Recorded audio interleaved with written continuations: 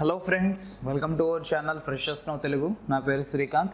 ఈరోజు మనం ఈ వీడియోలో వెస్టర్న్ రైల్వే సంబంధించిన రిక్రూట్మెంట్ అనేది మనకు వచ్చింది.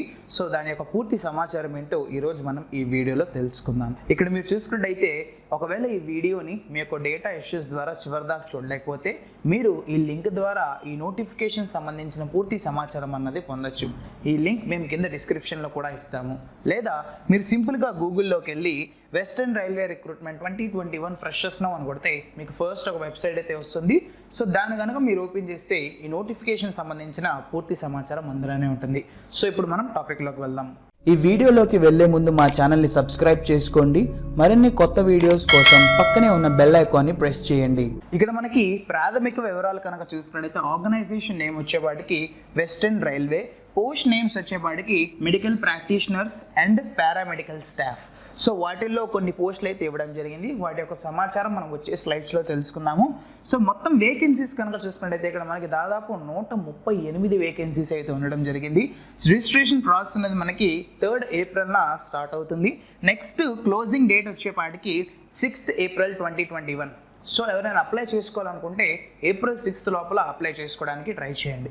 ఓకే, సో అప్లికేషన్ మోడ్ వచ్చేవాడికి మీరు అప్లై చేసుకోవాలి అని అనుకుంటే మీరు ఆన్లైన్ ద్వారా అప్లై అయితే చేసుకోవాలి.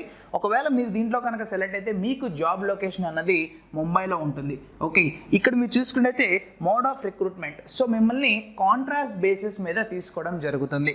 ఓకే, అఫీషియల్ సైట్ వచ్చేవాడికి wr.indianrailways.gov.in. సో ఇంకా మీ దీని గురించి ఏమైనా వివరాలు తెలుసుకోవాలి అని అనుకుంటే మీరు ఈ యొక్క అఫీషియల్ వెబ్సైట్కి వెళ్ళి తెలుసుకోవచ్చు. ఓకే, నెక్స్ట్ వివరాలు కనుక చూసుకుంటే ఖాళీలు. అసలు మనకి ఇక్కడ పోస్ట్ వైజ్గా ఖాళీలు అయితే ఇవ్వడం జరిగింది. సో తెలుసుకుందాం దాని యొక్క వివరాలు. CMP GDMO.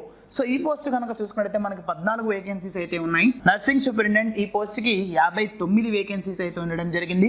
రేడియోగ్రాఫర్, సో ఈ యొక్క పోస్ట్కి 2 వేకెన్సీస్ అయితే ఉండడం జరిగింది. Renal replacement are haemodialysis technician, so ఈ పోస్ట్కి 1 వేకెన్సీ అయితే ఉండడం జరిగింది. క్లినికల్ సైకాలజిస్ట్, సో ఈ పోస్ట్కి మనకి 2 వేకెన్సీస్ అయితే ఉండడం జరిగింది.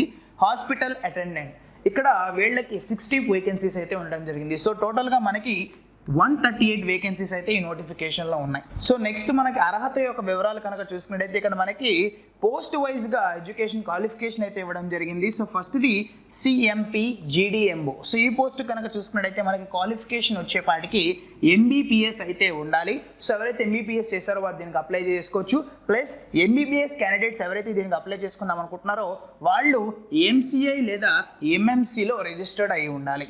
ఓకే, CMP స్పెషలిస్ట్, సో ఈ పోస్ట్ కనుక చూసుకున్నట్టయితే MBBS అండ్ PG డిగ్రీ అనేది ఉండాలి. లేదా డిప్లొమా ఇన్ రెలవెంట్ స్పెషాలిటీలో మీరు డిప్లొమా అన్నది చేసి ఉండాలి. సో డిగ్రీ అనేది MCI రికగ్నైజ్డ్ చేసి ఉండాలి. Candidates must be registered with MCR MMC.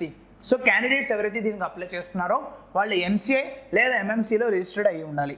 Okay, staff nurse కనుక చూసుకున్నట్టయితే ఇక్కడ మీకు certificate as registered nurse and mid wife having passed 3 years course in general nursing and midwifery from a school of nursing or other institution recognized by the Indian Nursing Council.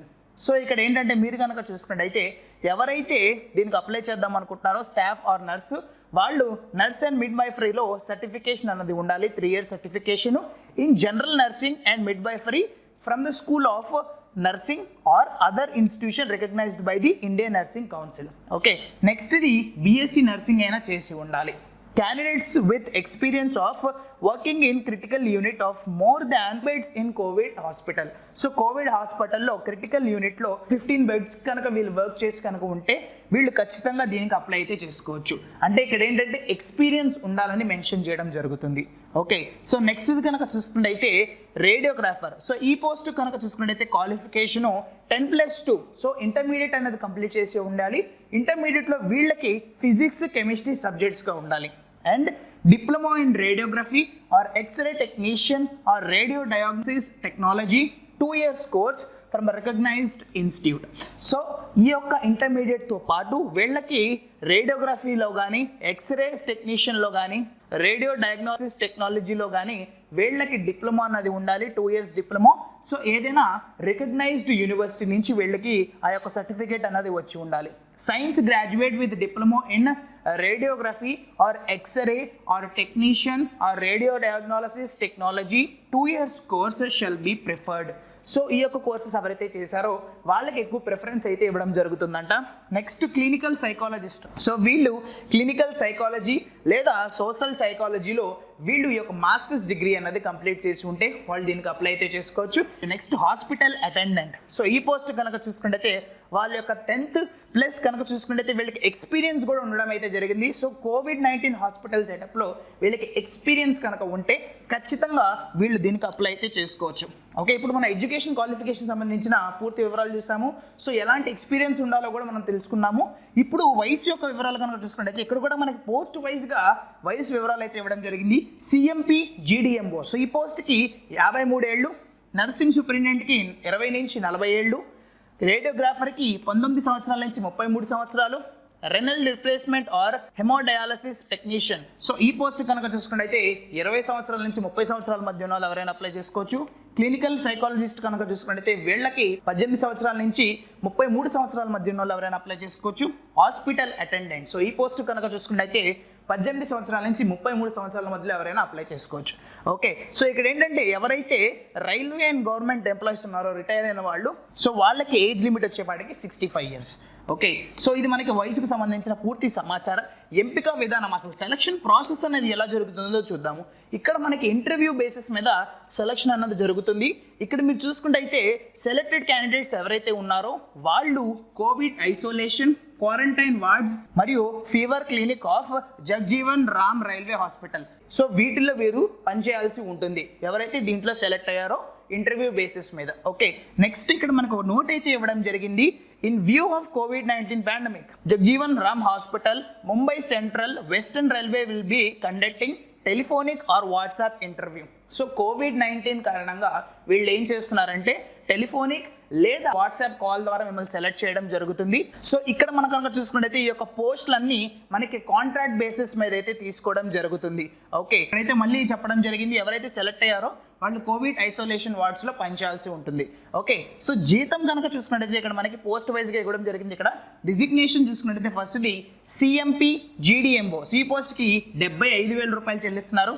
Nursing సూపరింటెండెంట్కి 44,900 రూపాయలు plus admissible allowances కూడా provide చేయడం జరుగుతుంది.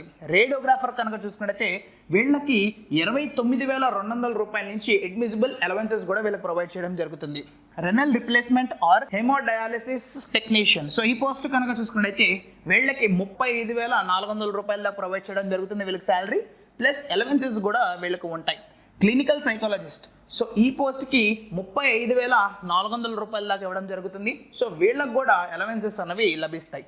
Hospital attendant. So వీళ్ళకి కనుక చూసుకుంటే salary 18,000 అయితే provide చేస్తున్నారు plus వీళ్ళకి కూడా అలవెన్సెస్ అనేవి ప్రొవైడ్ చేయడం జరుగుతుంది. ఓకే, సో నెక్స్ట్ కొన్ని ఇంపార్టెంట్ డాక్యుమెంట్స్ అనేవి మీరు సబ్మిట్ చేయాల్సి ఉంటుంది. ఆ ఇంపార్టెంట్ డాక్యుమెంట్స్ ఏంటో చూద్దాము. ఇక్కడ మీరు కనుక చూసుకుంటే డేట్ ఆఫ్ బర్త్ సర్టిఫికేట్.